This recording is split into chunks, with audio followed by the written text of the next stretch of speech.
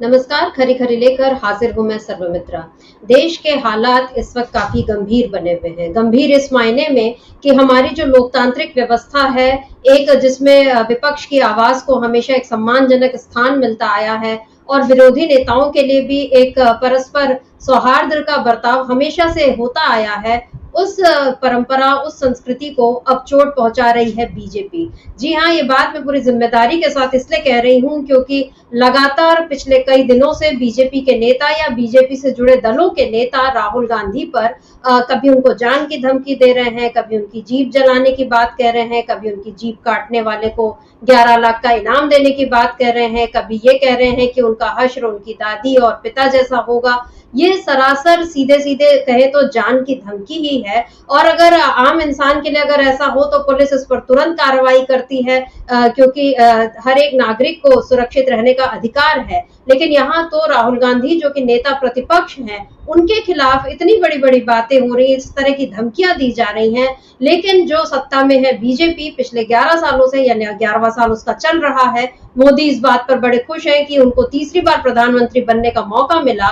लेकिन वो किस तरह की सरकार चला रहे हैं ये अब हम सबके सामने है, जिसमें वो खुद कुछ नहीं बोल पा रहे कि राहुल गांधी के लिए उनके नेता जिस किस्म की बयानबाजी कर रहे हैं, जिस किस्म की भाषा बोल रहे हैं, जो अपशब्द कह रहे हैं, उन पर रोक लगा सके ऐसा मोदी कुछ भी नहीं कह रहे हैं। हालत ऐसी हो गई कि अभी 17 सितंबर को जब मोदी का जन्मदिन था, तब कांग्रेस अध्यक्ष मल्लिकार्जुन खड़गे ने उन्हें बधाई का एक पत्र लिखा और उसके साथ ही उस पत्र में उन्होंने ये कहा कि भारत की संस्कृति कभी भी ऐसी नहीं रही है। हमने हमेशा शांति और प्यार की बात की है, लेकिन आपके कुछ नेता इस तरह की बयानबाजी कर रहे हैं और आप इस पर रोक लगाइए। हम आपसे यही अपेक्षा करते हैं। उस पूरा पत्र, ये जो आपके सामने स्क्रीन पर आप देख सकते हैं, इस पूरे पत्र का सार यही था। पत्र लिखा गया है प्रधानमंत्री मोदी को, लेकिन अब उसका जवाब दे रहे हैं नड्डा, जेपी नड्डा, जो कि भाजपा के अध्यक्ष हैं, एक्सटेंडेड अध्यक्ष है कह देना चाहिए, क्योंकि उनका कार्यकाल खत्म हो गया। लेकिन भाजपा को अभी कोई दूसरा अध्यक्ष नहीं मिला या ढूंढना नहीं चाहती भाजपा, तो फिलहाल नड्डा जी इस पे काम चला रहे हैं। और उन्होंने अब खड़गे जी को पत्र लिखा है कि आपने अपने पत्र में ऐसी ऐसी बातें कही थी, लेकिन राहुल गांधी का इतिहास क्या है, इसको लेकर नड्डा ने जो पत्र लिखा उसका एक छोटा सा हिस्सा मैं आपको पढ़कर सुना देती हूँ। उन्होंने लिखा कि आदरणीय खड़गे जी, जिस व्यक्ति का इतिहास ही देश के प्रधानमंत्री सहित पूरे ओबीसी समुदाय को चोर कहकर गाली देने का रहा हो, देश के प्रधानमंत्री के लिए अत्यंत अमर्यादित शब्दों का प्रयोग करने का रहा हो, उस राहुल गांधी को सही ठहराने की कोशिश आप किस मजबूरी के चलते करते रहे हैं। देख लीजिए, ये आप स्क्रीन पर भी देख सकते हैं। जेपी नड्डा के इस पत्र को, मतलब इन्होंने भी कांग्रेस अध्यक्ष को खुला पत्र लिखा है और ये लंबी चौड़ी चिट्ठी है, पूरी यहाँ पर हम पढ़कर आपको नहीं सुना सकते, लेकिन उसका जो छोटा सा हिस्सा है खुद बीजेपी ने ही ट्वीट कर दिया है और उसमें वो राहुल गांधी पर उंगलियां उठा रहे हैं कि राहुल गांधी का इतिहास कैसा रहा है। उन्होंने प्रधानमंत्री सहित पूरे ओबीसी समुदाय को चोर कहा और गाली दी, ये कह रहे हैं जेपी नड्डा, और वो प्रधानमंत्री के लिए अपशब्दों के प्रयोग की बात भी कर रहे हैं। इस पत्र में जेपी नड्डा ने सोनिया गांधी के जो 2007 में रखा है उस गुजरात चुनाव की बात है, तब उन्होंने मौत का सौदागर जो कहा था मोदी के लिए, जिस शब्द का इस्तेमाल किया था, उसका भी जिक्र किया कि सोनिया गांधी ने ऐसा कहा है। अब आप मतलब, और राहुल गांधी को यहाँ पर जेपी नड्डा ने अपने इस पत्र में बार बार फेल प्रोडक्ट, उन्होंने ये कहा कि आप एक फेल प्रोडक्ट को पॉलिश करके आप फिर से चमकाकर और उसको फिर से प्रस्तुत कर रहे हैं। यानी कांग्रेस अध्यक्ष अभी अगर नेता प्रतिपक्ष के ऊपर मिल रही धमकियों के खिलाफ कोई अपनी चिंता जाहिर कर रहे हैं और वो भी प्रधानमंत्री के सामने जाहिर कर रहे हैं, तो उसका जवाब देने आ रहे हैं जेपी नड्डा। अब आप खुद ही समझ जाइए कि बीजेपी इस समय किस तरह की पॉलिटिक्स कर रही है। तो बीजेपी आखिर इस तरह की पॉलिटिक्स करने पर क्यों मजबूर हो रही है? क्या राहुल गांधी की जान को खतरा बढ़ता जा रहा है? क्या बीजेपी अगर अपने हरकतों से बाज नहीं आई तो क्या सुप्रीम कोर्ट को इस पर संज्ञान लेने का वक्त अब शायद आ गया है? इन्हीं सब बातों पर आज हम चर्चा करेंगे। खरी खरी हमारे साथ जुड़े हुए हैं अमलेंदु उपाध्याय जी। अमलेंदु जी नमस्कार, स्वागत आपका इस कार्यक्रम में। अमलेंदु जी, आप लोग ने सुबह भी इस पर कार्यक्रम किया कि राहुल गांधी को लेकर किस तरह की बातें कर रहे हैं, और हम लोग लगातार जब से संजय गायकवाड़ ने ये कहा कि जो उनकी जो जीप काटेगा उसको 11 लाख का इनाम दूंगा, या उसके पहले तरविंदर सिंह मारवाह ने कहा कि इंदिरा गांधी जैसा उनका हश्र होगा, हम लोगों ने लगातार इस पर कार्यक्रम किए। अभी बीजेपी इस पर रोक नहीं लगा रही, बल्कि बीजेपी के राज्यसभा सांसद है अनिल बोंडे महाराष्ट्र के, उन्होंने अब ये कह दिया कि आरक्षण वाली बात पर कि राहुल गांधी की जीभ काटना नहीं, उनकी तो जीभ जला देनी चाहिए। ये भाषा का स्तर हो गया है और ये सोच है बीजेपी नेताओं की।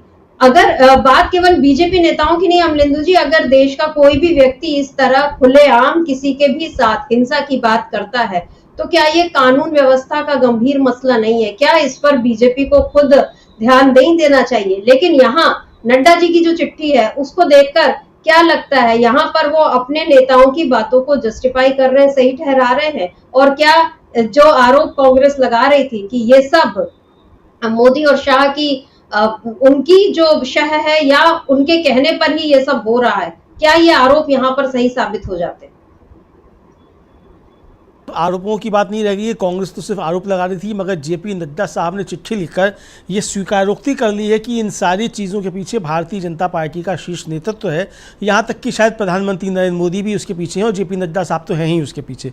चूँकि वो जो एक पत्र के अपने पहले पन्ने पर जो एक वाक्यांश का प्रयोग कर रहे हैं कि मोदी जी की छवि खराब कर देंगे वाली बात राहुल गांधी ने कही थी, तब आपने क्या राजनीतिक मर्यादा थी। यानी जो असली परेशानी है भारतीय जनता पार्टी की शर्मिष्ठा जी, वो ये साफ समझ में आ गई कि चूंकि मोदी जी का ब्रांड खत्म हो रहा है और राहुल गांधी मोदी जी के ब्रांड पे हमला कर रहे हैं और मोदी जी का ब्रांड राहुल गांधी के सामने फीका पड़ता चला जा रहा है, तो भारतीय जनता पार्टी को चिंता होना स्वाभाविक हो गई है। चूंकि उसे लगने लगा है कि प्रधानमंत्री नरेंद्र मोदी अब ना तो कोई चुनाव जिताने की स्थिति में और ना खुद चुनाव जीतने की स्थिति में है, और इसके लिए दोषी भारतीय जनता पार्टी राहुल गांधी को मान रही है। तो इसका मतलब यही समझा जा सकता है शर्मिष्ठा जी कि राहुल गांधी के ऊपर जो हमले हो रहे हैं, जिस तरीके से बातें कही जा रही हैं, कोई जवान काटने की बात कर रहा है, कोई जवान जलाने की बात कर रहा है, कोई कह रहा है कि तुम्हारा हश्र तुम्हारी दादी जैसा होगा, तो ये सारी बातें इसका मतलब भारतीय जनता पार्टी की सोची समझी रणनीति का एक हिस्सा है। अब हो सकता है शर्मिष्ठा जी कि जेपी नड्डा साहब जब खुलकर के मैदान में आ ही गए हैं तो इससे आगे भी कोई चीज़ें हों और राहुल गांधी के ऊपर बाकायदा हमले भी हों, इस तरह की चीज़ें भी हो सकती हैं। चूंकि ये पत्र जेपी नड्डा साहब का ये साफ तौर पर इसकी तरफ इशारा कर रहा है कि हाँ, मतलब वो सिर्फ ये नहीं कह रहे कि हाँ हम हमारे लोग इसके पीछे, बल्कि वो ये भी कह रहे हैं एक तरीके से देखा जाए कि हाँ हम ऐसा करते रहेंगे। वो इस तरह की बात भी चिट्ठी में लिख रहे हैं, 3 पन्ने की चिट्ठी, जो उसका कुल मिलाकर लब्बो लिबाव यही निकाला जा सकता है कि जेपी नड्डा साहब कह रहे हैं कि हाँ हमारे लोगों ने धमकियां दी हैं राहुल गांधी को और आगे भी हम ऐसा करते रहेंगे। तो बात सिर्फ धमकियों तक नहीं रहेगी, आगे भी जा सकती है। इसका ये भी नितार निकाला जा सकता है अगर निकाला जाए जेपी नड्डा साहब की चिट्ठी को लेकर।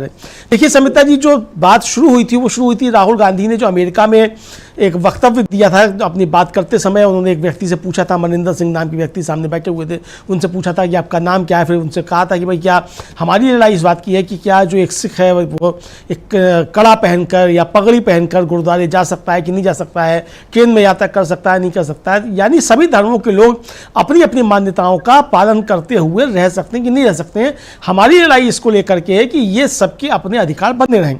और ये बात इससे निकल करके आई थी कि भारतीय जनता पार्टी जिस कॉमन सिविल कोड की बात कर रही है, वो कॉमन सिविल कोड सारे धर्मों की धार्मिक मान्यताओं पर रोक लगाने की बात करता है और सिर्फ एक धर्म की मान्यताओं की बात करता है।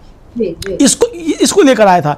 अब उसी के समर्थन में शर्मिष्ठा जी कल जो शिरोमणि गुरुद्वारा प्रबंधक कमेटी है उसके जो चीफ है जत्थेदार हरजिंदर सिंह या हरपाल सिंह, इस तरीके का कुछ नाम है उनका, मेरे दिमाग से उतर रहा है, उनका कल एक वक्तव्य आया है और उन्होंने एक कार्यक्रम में कहा कि हम राहुल गांधी की, मतलब उन्होंने नाम नहीं लिया, कि उन्होंने कहा कि हम किसी की बात का जिक्र नहीं कर रहे हैं और किसी के समर्थन की बात नहीं कर रहे हैं, लेकिन क्या इस तरीके की परिस्थितियां नहीं हैं।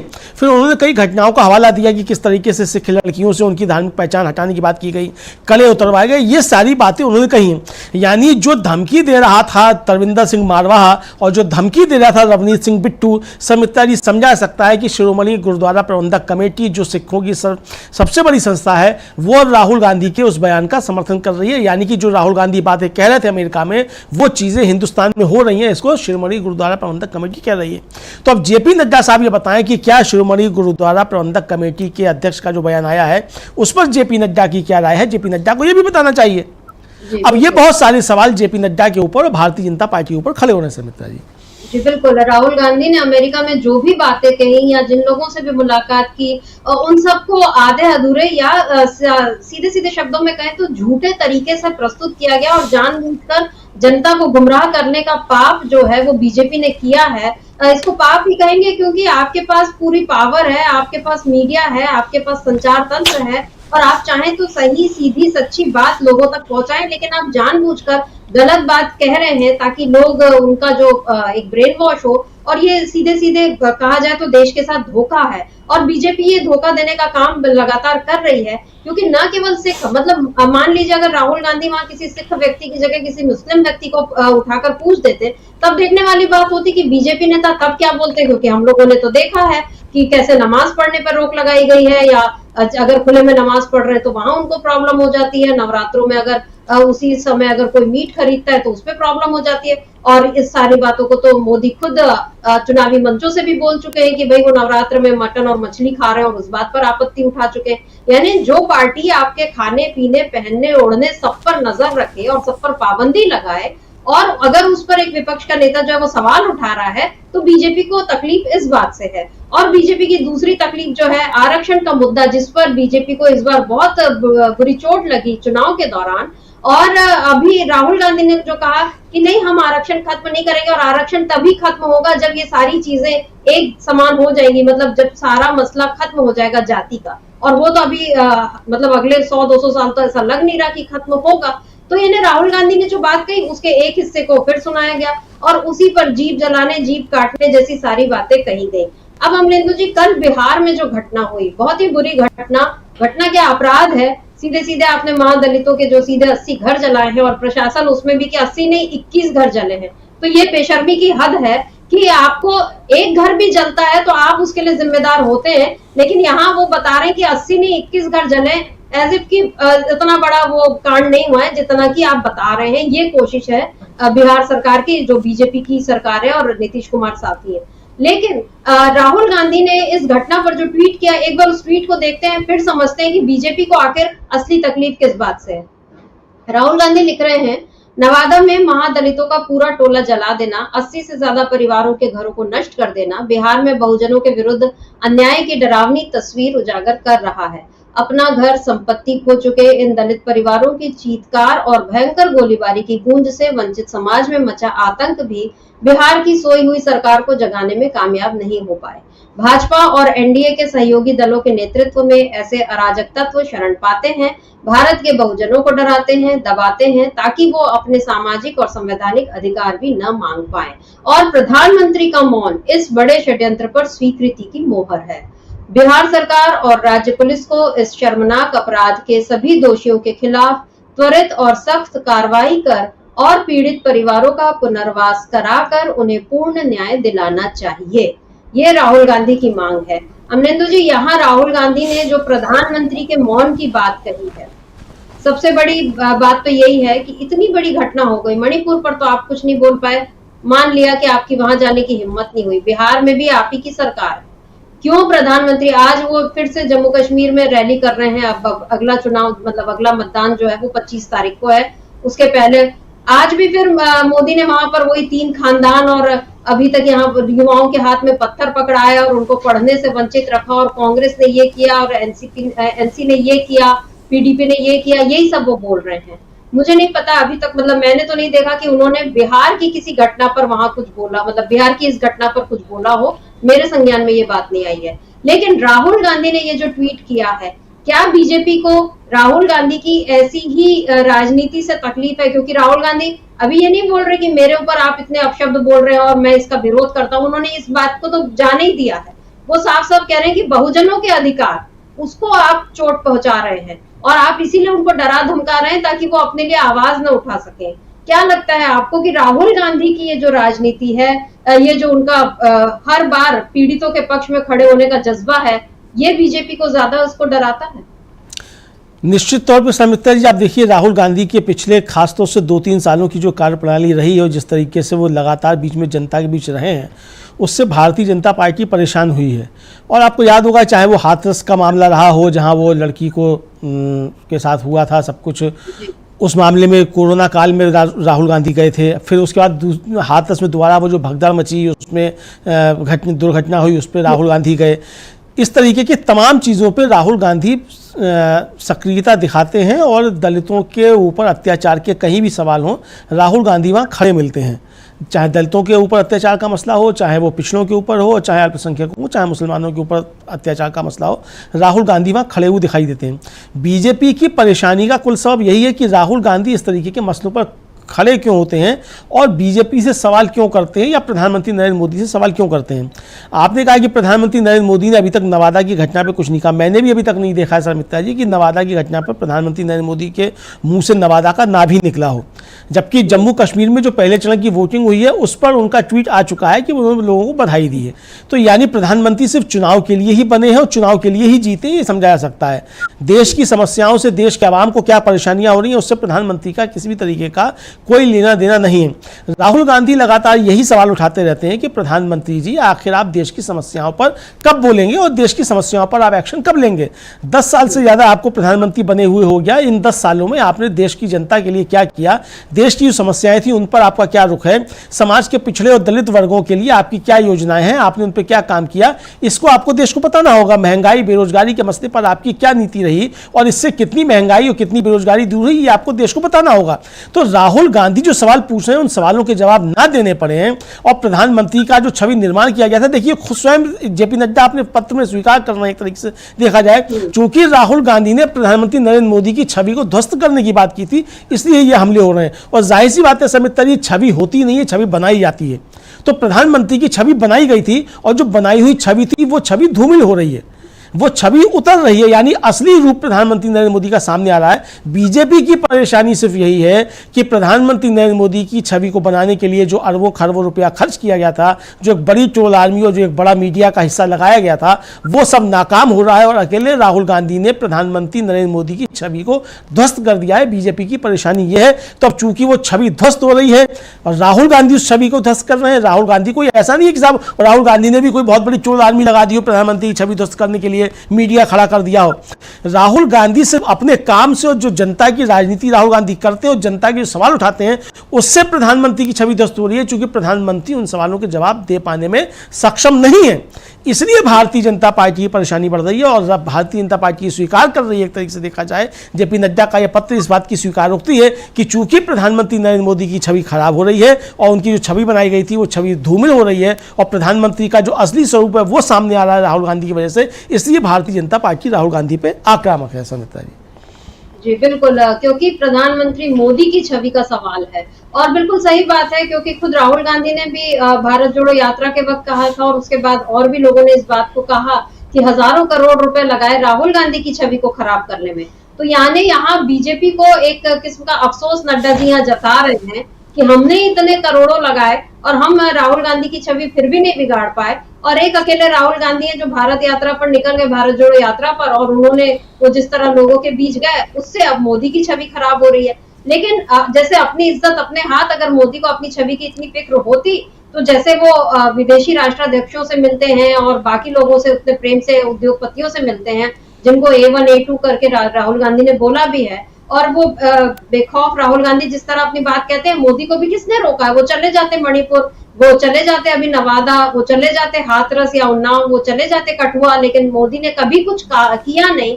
और अब जब उनकी छवि पर बात आ रही है तो नड्डा जी को ये तकलीफ हो रही है। और अमरेंदु जी, एक आश्चर्य की बात ये भी है कि खड़गे जी का पत्र था मोदी के नाम और नड्डा जी उसका जवाब दे रहे हैं। तो अब ये सरकार को भी स्पष्ट कर देना चाहिए था कि प्रधानमंत्री मोदी, यानी वो तो एनडीए सरकार के मुखिया है, वहां उनको चिट्ठी लिखी जा रही है, उस पर नड्डा जी किस तरह उनका बचाव करने आ गए और क्यों आ गए, ये भी एक सवाल है। और एक बात आप याद कीजिए, 13 जुलाई यानी जो पिछली जुलाई को जो ट्रंप पर हमला हुआ था, तब मोदी ने जो ट्वीट किया था, उन्होंने क्या लिखा था कि मेरे मित्र पूर्व राष्ट्रपति डोनाल्ड ट्रंप पर हुए हमले से मैं बहुत चिंतित हूँ, घटना की कड़ी निंदा करता हूँ, राजनीति और लोकतंत्र में हिंसा का कोई स्थान नहीं है। ये मोदी जी के अपने शब्द थे। तो अब उनको क्या तकलीफ है, यही सारी बातें राहुल गांधी के लिए कहने में। मत लिखिए कि आप उनके मित्र हैं, आप ये तो लिखिए कि हमारे नेता प्रतिपक्ष के खिलाफ इतनी जो बातें हो रही हैं मैं उसकी कड़ी निंदा करता हूँ और राजनीति में इस तरह की हिंसा का कोई स्थान नहीं होना चाहिए। 2 लाइन की 3 लाइन की ये बात अगर मोदी लिख देते, अपने आप उनकी छवि सुधर जाती। क्या यहाँ पर बीजेपी मौका चूक गई है अमरेंदु जी? नहीं, मौका चूकी नहीं है समित्रा जी, बीजेपी की सोची समझी रणनीति है और जेपी नड्डा साहब का जो पत्र है वो साफ तौर पे जाहिर कर रहा है कि वो कोई चूकी नहीं है और ये सोची समझी रणनीति के तहत किया गया है। देखिए, एक तो ये अशिष्टता है कि प्रधानमंत्री नरेंद्र मोदी को पत्र लिखा जाए। अगर इस पत्र का उत्तर जितेंद्र सिंह जो पीएमओ में मंत्री हैं उनकी तरफ से आता तो भी समझा जा सकता था कि प्रधानमंत्री की तरफ से जवाब आया है। जरूरी नहीं है कि हर चीज़ के लिए, लेकिन आपने अपने स्टेनो जो है जेपी नड्डा, आपने उनको लगा दिया पत्र का जवाब देने के लिए। तो आप ये एक तो अशिष्टता ये है कि पत्र किसी को लिखा जा रहा है, वो पत्र आपने खोल के दूसरे को पकड़ा दिया, आपने किसी चपरासी को या किसी और को कि भाई तुम इसका जवाब दे दो, तो वो अब उसका जवाब दे रहा है।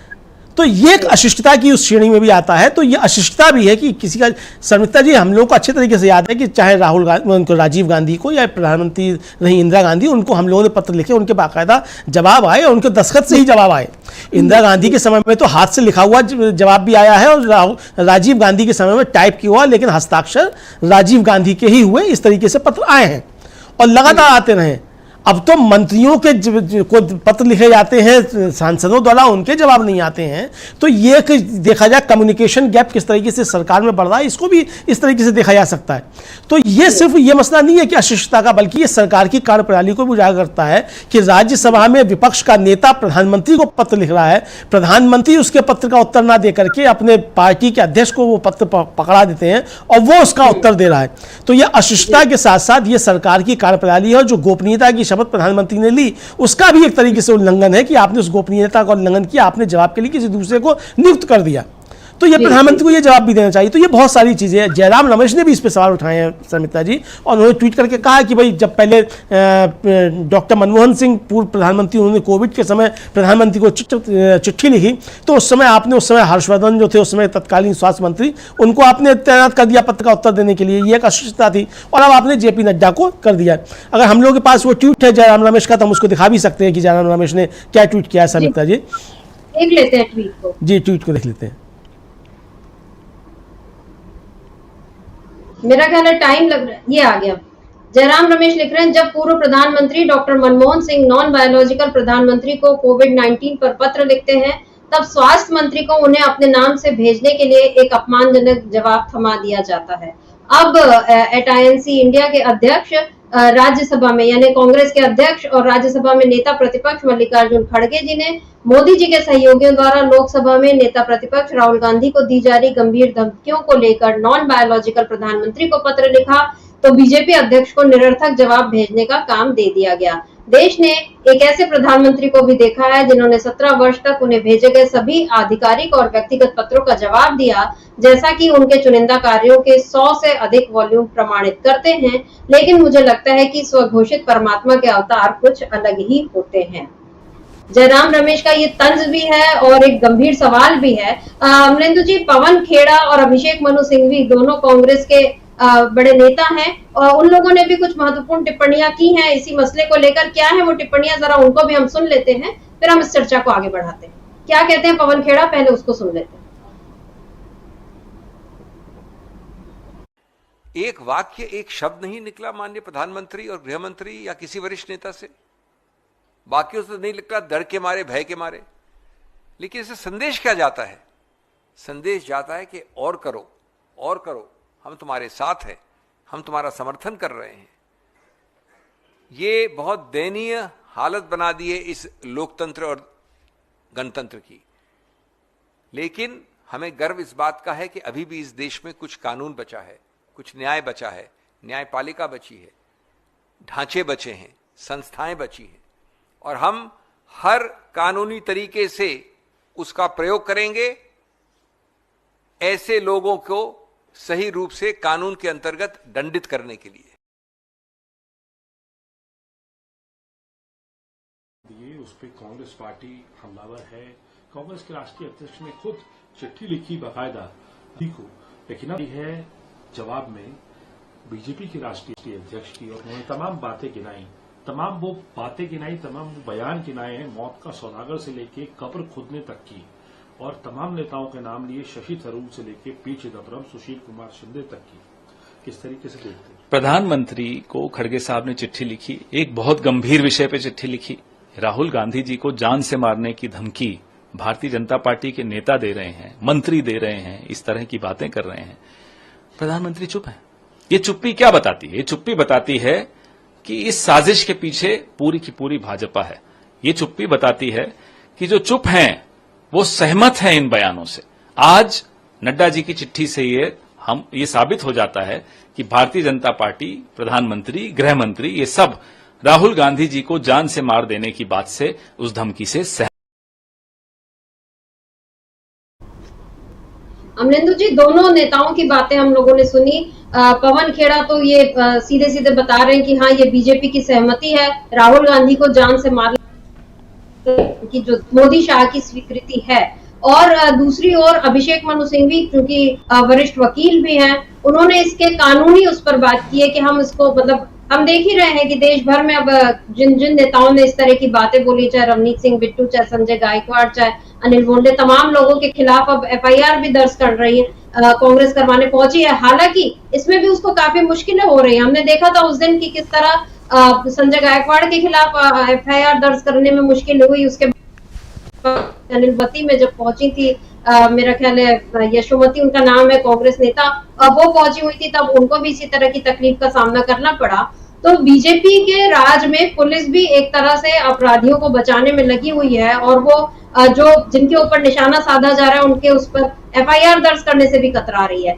लेकिन यहाँ पर अभिषेक मनु सिंघवी ने जो कहा कि हम कानूनी पहलू भी देखेंगे और उस तरीके से उस पर हम बात करेंगे। लेकिन अगर इनको, जिन नेताओं को सजा मान लीजिए मिल भी जाती है कि चलिए थोड़ी मोड़ी सजा मिल गई, या उनको कुछ मतलब वो 2-4 दिन की गिरफ्तारी जमानत पर, वो तो अदालत जाने और वो जाने, लेकिन क्या इसके बाद भी बीजेपी के ये जो बड़े नेता हैं ये तो खुले तौर पर बोल रहे हैं कि हाँ ठीक है, हमारा समर्थन है, तो ऐसे में देश में लोकतंत्र कहां से बच पाएगा? किस तरीके से, किस दिशा में हम लोग अब आगे बढ़ेंगे? या अब मोदी के खिलाफ या बीजेपी के खिलाफ बोलने वालों को अपनी जान हथेली पर लेकर चलना पड़ेगा? हालांकि अभी भी वैसा ही हो रहा है, लेकिन अब तो राहुल गांधी को जिस तरह से उनके लिए जिन शब्दों का इस्तेमाल हो रहा है, उसके बाद क्या लगता है कि अभी खुले तौर पर हिंसा के लिए बीजेपी छूट दे चुकी है? बिल्कुल सुमित्रा जी, बीजेपी खुले तौर पे हिंसा के लिए छूट दे चुकी है। जेपी नड्डा साहब का बयान तो इसी की तरफ इशारा करता है साफ साफ।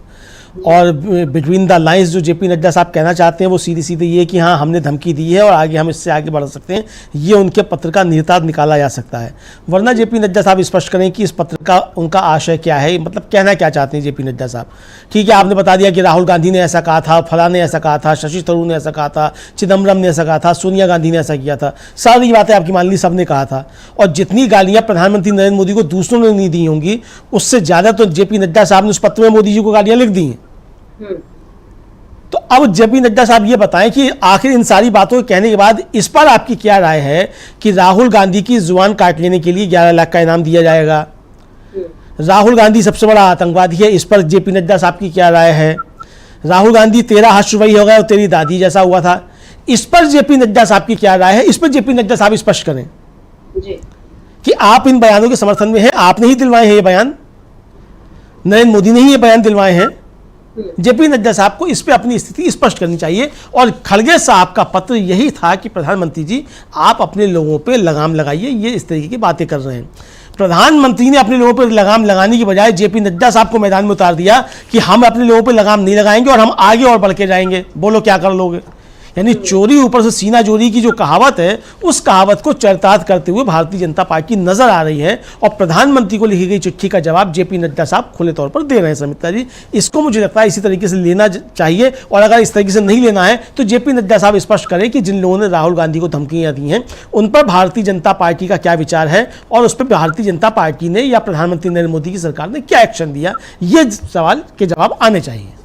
जी बिल्कुल। और अमरेंदु जी, एक सवाल और है कि जैसे अभी अमेरिका में चुनाव चल रहे हैं, या इजराइल में जो कुछ हो रहा है, या लेबनान में उसने जो, मतलब दुनिया में कहीं भी कुछ होता है और हम लोग यहाँ पर उसकी चर्चा करते हैं, उसको देखते हैं, उस पर बात करते हैं। ठीक इसी तरह भारत में इस समय जो कुछ हो रहा है उसका भी तो कवरेज बाहर हो ही रहा होगा। और जिस तरीके से अभी खासकर जम्मू कश्मीर चुनाव को लेकर तो अभी पूरे दुनिया की नजरें हैं कि 10 साल बाद यहाँ पर चुनाव हो रहा है, और मोदी ये कह रहे हैं कि लोकतंत्र का उत्सव। तो एक तो उनसे सवाल यही था कि भाई इतने दिन आपने उत्सव मनाने में आपने क्यों देरी कर दी? आपके हाथ में तो सारी चीजें थी, खुशी मनाने में किस बात की देरी? खैर, वो देरी का सवाल एक अलग है। लेकिन यहाँ पर राहुल गांधी क्योंकि एक आम इंसान नहीं है, एक सांसद भी हैं और उसके साथ साथ नेता प्रतिपक्ष भी हैं, उनको शैडो प्राइम मिनिस्टर भी बोला जाता है, उनकी कई बात को दुनिया ध्यान से सुनती है। अब और उनके घर में इतिहास भी यही है कि 2 लोग शहीद भी हुए हैं आतंकी हमलों में। अब राहुल गांधी को यहाँ की सत्तारूढ़ सरकार के लोग जो हैं जान की धमकी दे रहे हैं। क्या अब मोदी को या उनकी पार्टी को अब चिंता नहीं है कि भारत की छवि अब कैसी बन रही है? क्योंकि राहुल गांधी बाहर जाकर कुछ बोल रहे हैं तो उस पर तो आप लोग विलाप करने लगते हैं कि इन्होंने भारत की इतनी निंदा की और भारत की छवि धूमिल की। अब उन लोगों को भारत की छवि की चिंता क्यों नहीं हो रही है? या वो ये मानकर चलते हैं कि हम इतना मतलब इस तरह की और दुस्साहस करेंगे या इस कदर नीचे गिरकर हम हमले करेंगे तो उससे हमारा और एक जो आतंक है कायम होगा? क्या इस मुगालते में है मोदी? शर्मिष्ठा जी देखिए, असल में कोई भी जो व्यक्ति जिसको थोड़ा सा भी इस तरीके की हरकतों में भरोसा होता है तो वो मुगालते में तो रहता है कि इसी चीज़ से निपटा जा सकता है।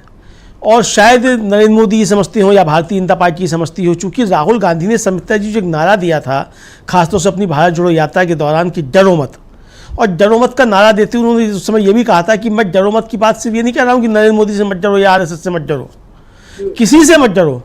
तो प्रधानमंत्री नरेंद्र मोदी की चाहे वो छवि जिसकी छवि निर्माण की बात की जा रही है चाहे वो हो, और चाहे भारतीय जनता पार्टी का जो ऑरा बनाया गया है कि सब दुनिया की सबसे बड़ी पार्टी है, शर्मिष्ठा जी ये सारा कारोबार डर पर ही टिका हुआ है जी। और डर पर टिका हुआ है। तो राहुल गांधी जब डरो मत का नारा दे रहे हैं और डर निकल रहा है, और प्रधानमंत्री को लेकर राहुल गांधी जब अमेरिका जाते हैं वहां भी कहते हैं कि वो डर निकल गया लोगों का। 4 जून 2024 को जो डर था वो डर निकल गया। तो ये नरेंद्र मोदी की अब चिंता है कि जो डर निकल गया उस डर को कैसे कायम किया जाए। तो अब ये रणनीति अपनाई गई है कि सीधे सीधे राहुल गांधी को ही डराओ और फिर पूछेंगे कि कैसे कहते हो डरो मत। लेकिन कांग्रेस तो कह रही है कि तुम अगर हमले करा भी दोगे तब भी हम नहीं डरेंगे जी। और हमारी आवाज बंद नहीं हो सकती, राहुल गांधी की आवाज बंद नहीं हो सकती। तो अगर राहुल गांधी की आवाज बंद नहीं होगी और आप डरो मत के नारे से आप इतने विचलित हो गए, इतना डर गए हैं कि आप राहुल गांधी को डराने पे आ गए, और राहुल गांधी अगर नहीं डरते हैं तो इसके आगे आप क्या करेंगे? इसका मतलब फिर आप एक्शन लेंगे तो आप हमले करेंगे।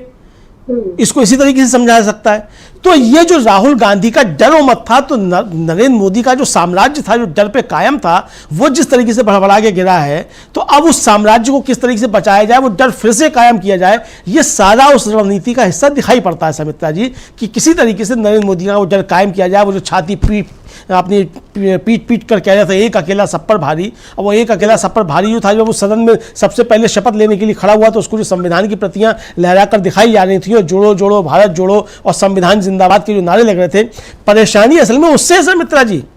राहुल गांधी ने जो लोकसभा में खड़े होकर कहा कि मैं जब बोलूंगा प्रधानमंत्री नरेंद्र मोदी नहीं आ सकते, और नरेंद्र मोदी नहीं पहुंचे उस पूरे सत्र के दौरान, तो नरेंद्र मोदी अब किस तरीके से राहुल गांधी जब सदन में होंगे तो नहीं पहुंचेंगे सदन में, इसको लेकर के सवाल उठ सकते हैं। तो ये चिंता का विषय है असल में नरेंद्र मोदी का और भारतीय जनता पार्टी का। तो ये सारी जो कुछ चीज़ें हो रही हैं, इसका ना राहुल गांधी के भाषण से कोई लेना देना है, ना राहुल गांधी के विचारों से कोई लेना देना है। इसका सीधा सीधा लेना देना यही है कि जिस तरीके से नरेंद्र मोदी का डर का साम्राज्य खत्म हो रहा है, उस डर के साम्राज्य को किस तरीके से कायम रखा जाए और वो डर फैलाया जाए, ये उसी रणनीति का हिस्सा दिखाई पड़ता है शर्मिष्ठा जी।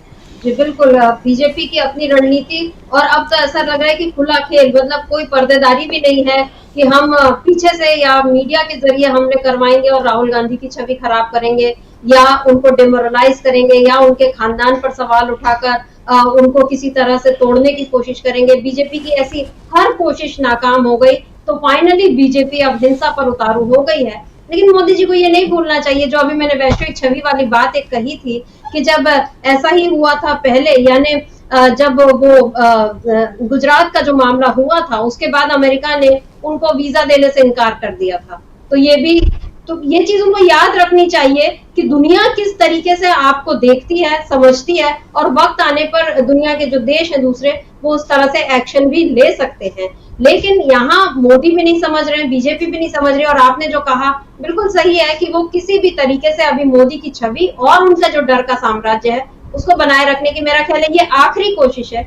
इस कोशिश में अगर बीजेपी फेल हो गई तो ब्रह्मास्त्र जैसे उसने अपना चल दिया है, इसके बाद उसके पास कुछ नहीं बचेगा। बीजेपी के सारे तीर जो हैं वो चले जा चुके हैं, तरकश खाली है, और इस खाली तरकश के साथ आखिर कब तक सत्ता पे टिकी रहेगी बीजेपी और कब तक मोदी का डर का साम्राज्य कायम रहेगा, ये देखने वाली बात होगी। तो अमरेंदु जी, आज इस चर्चा को हम यही रोकते हैं। आपका बहुत बहुत शुक्रिया, और शुक्रिया आप तमाम दर्शकों का जो आप हमारे साथ जुड़े और आपने इस चर्चा को ध्यान से सुना। आगे भी आप बने रहिए डीबी लाइव के साथ और देखते रहिए डीबी लाइव। नमस्कार।